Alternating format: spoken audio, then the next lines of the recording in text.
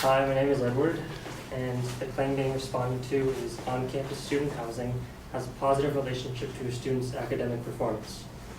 The opponent's secondary claims are on-campus student housing helps with school retention rates. Number two is there are several variables that affect a student's decision to live on campus and different variables that affect each student differently.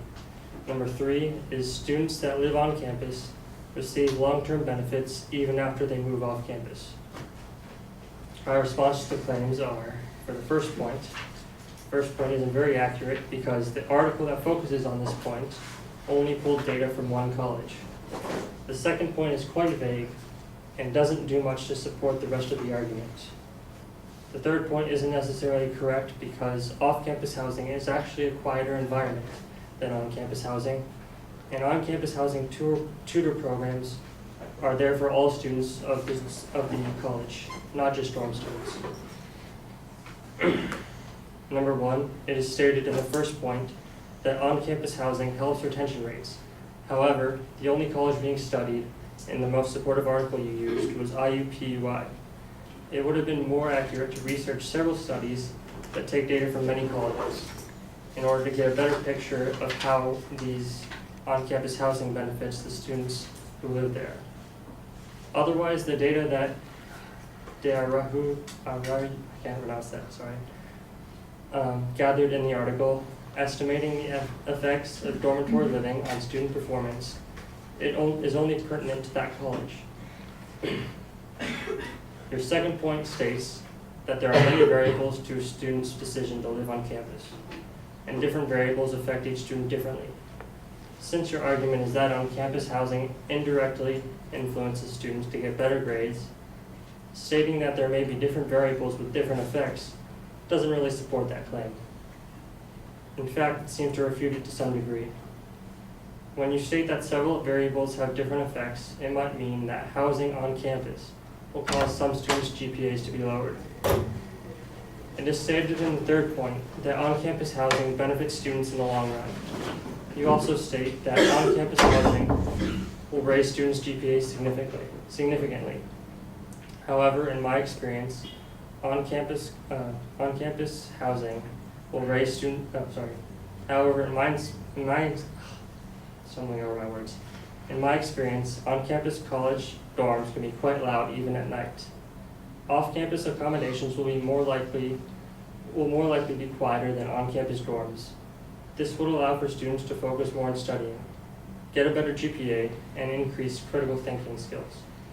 On August 22nd, 2007, the Miami Times stated in an article about the pros and cons of off-campus housing that private apartments are usually quieter and have fewer distractions, and therefore are better for studying. Granted, living on campus makes tutors and other study programs more accessible, but it is still there for off-campus students. There may also be off-campus tutors which would be beneficial to off-campus students. In conclusion, basing on-campus housing effects on students by pulling data from one school isn't very effective, as many schools have different effects on their students. The second point was vague and didn't support the argument well by refuting it to some degree. And the third point isn't very accurate because noisy on-campus dorms will decrease the focus of students and ultimately decrease GPA and critical thinking skills. Thank you.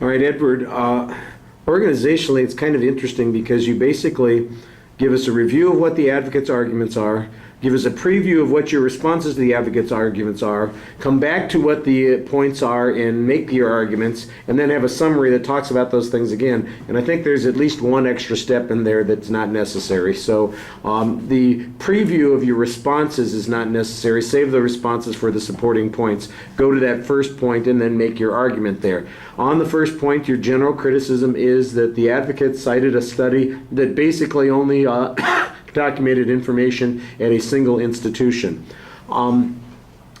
It sounds to me like you were summarizing the research that was being presented here, but I didn't get a direct quote. You had trouble saying the name of the author of the study.